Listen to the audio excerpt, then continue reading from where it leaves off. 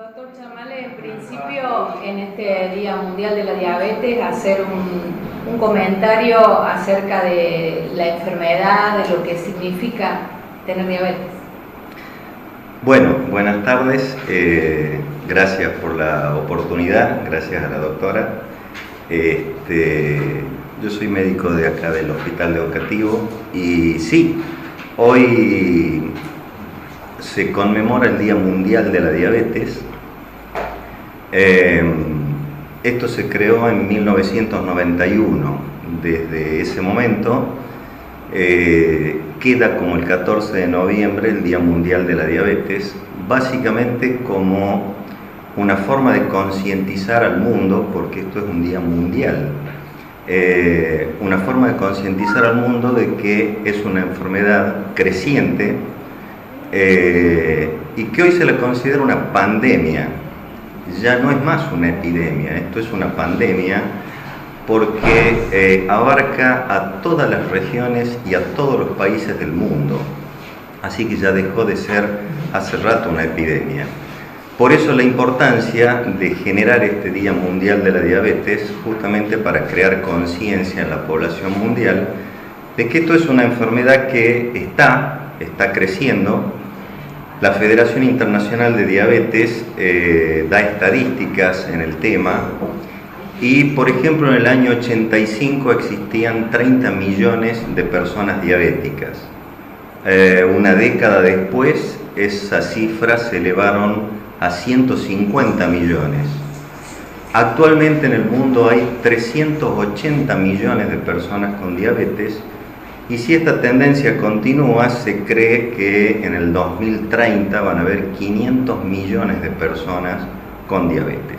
A veces no se manifiesta, hay gente que la tiene y no lo sabe. Así es. Por eso la importancia de este día para crear conciencia en las personas y un poco hablar de qué es el tema de la diabetes. La diabetes, como muchos saben, es el aumento de la glucosa en la sangre. Cuando uno come, la glucosa se eleva en la sangre y existe una hormona que se llama insulina, que está generada en el páncreas y es la que hace que esa glucosa ingrese a la célula para ser utilizada por los tejidos, por los músculos, por el hígado, donde no hace daño, sí hace daño en la sangre. De ahí vienen los tipos de diabetes. Hay dos grandes grupos, que es la diabetes tipo 1 y la diabetes tipo 2. La diabetes tipo 1 es el déficit completo de insulina. El páncreas no sintetiza esta insulina, por lo tanto no se puede utilizar la glucosa. Esta diabetes tipo 1 es más común en personas jóvenes, haciendo una salvedad que los adultos también pueden tener diabetes tipo 1, pero es mucho más frecuente en personas jóvenes. Y esas son las personas que se inyectan insulina. En cambio, la diabetes tipo 2 es una diabetes que se le llama del adulto. Con la misma salvedad, no quiere decir que una persona joven no pueda tener diabetes tipo 2, pero es mucho más común en las personas adultas. Y acá hay un descontrol de la insulina en realidad. A estas personas se las trata con medicamentos vía oral. Esos son los dos grandes grupos de diabetes. En realidad es importante conocer esto que me preguntabas, del tema de que a veces pasa desapercibida. Sí, es verdad, a veces en un control rutinario, en el consultorio encontramos que los pacientes tienen niveles altos de glucosa en sangre y ahí empiezan los estudios y se puede diagnosticar diabetes. No obstante, es sumamente importante que las personas conozcan los síntomas de diabetes porque conociendo los síntomas se puede acudir tempranamente para hacer el diagnóstico. En medicina nosotros hablamos de una tríada en la diabetes, que es la poliuria, la polidipsia y la polifagia. La poliuria, que es cuando el paciente orina mucho, orina muchas veces. Eso genera un cierto grado de deshidratación, por lo tanto el paciente tiene polidipsia, que es necesidad permanente de tomar agua. Y por último la polifagia, que es la necesidad del paciente de tener apetito todo el tiempo, come todo el día.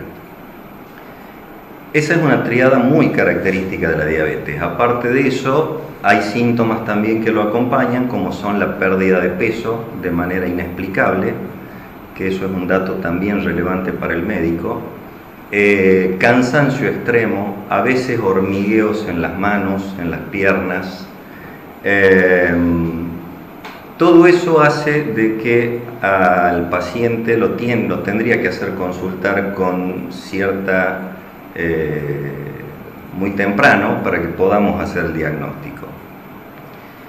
En cuanto a las causas de la diabetes, básicamente siempre se habla de factores predisponentes, hay factores gatillo en la diabetes. El factor hereditario es sumamente importante, tanto en la diabetes tipo 1 como en la diabetes tipo 2.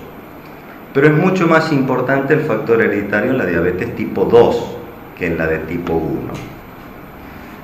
Hay factores que nosotros le llamamos factores no modificables. Justamente la herencia es un factor no modificable. Uno tiene la herencia y eso lo tiene y tiene la posibilidad o la predisposición a tener diabetes. Otro de los factores que no son modificables son la edad. A medida que uno va cumpliendo años, tiene mayor predisposición a desarrollar diabetes. Esos son factores que no se modifican, pero existen factores que sí se modifican y a eso está apuntado esta charla. Los factores que se modifican básicamente son el sobrepeso o la obesidad, la vida sedentaria o la falta de actividad física, una alimentación deficitaria, algunas infecciones también actúan como gatillo de la diabetes, algunos medicamentos también actúan como gatillo de la diabetes. ¿Cómo qué tipo de medicamento? Los glucocorticoides son medicamentos muy usados en la medicina, que cuando están bien usados, y esto siempre hay que hacer la aclaración, la gente en general le tiene miedo a los corticoides. No hay que tenerle miedo a los corticoides. Cuando los corticoides están bien utilizados, son medicamentos de muchísima utilidad para los médicos. Pero bueno, los corticoides, cuando se usan en tratamientos muy crónicos, pueden en algún momento desencadenar diabetes. Muy bien.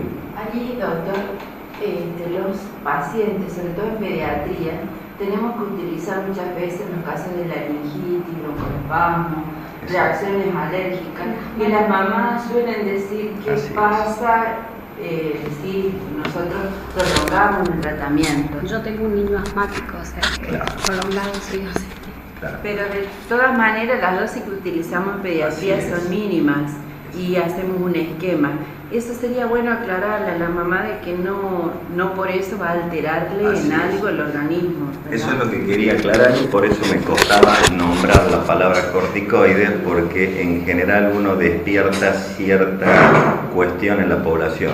No, los corticoides se usan y cuando están bien usados con un esquema terapéutico y cuando la indicación es precisa, son medicamentos que son de muchísima utilidad. Así que eso no debe ser un temor para las personas que tengan que usar corticoides, eso va a estar bien indicado siempre. Desde la medicina interna, por allí, ¿qué es lo que se promueve en cuanto a la prevención, a los chequeos, los controles? ¿Qué recomienda usted? Básicamente el Día Mundial de la Diabetes está orientado a estos factores que sí se pueden modificar. El control del peso es una cuestión absolutamente clave en el desarrollo de la diabetes. La actividad física es otra cuestión tremendamente importante. Se dice de que deberíamos hacer actividad física 210 minutos por semana, 30 minutos diarios de manera constante, continua, son suficientes para disminuir, y realmente créanme que se disminuye de manera significativa el riesgo de desarrollar diabetes cuando uno tiene una alimentación saludable y cuando hace actividad física 30 minutos diarios. Eso está absolutamente comprobado y esto está orientado justamente a promover eso.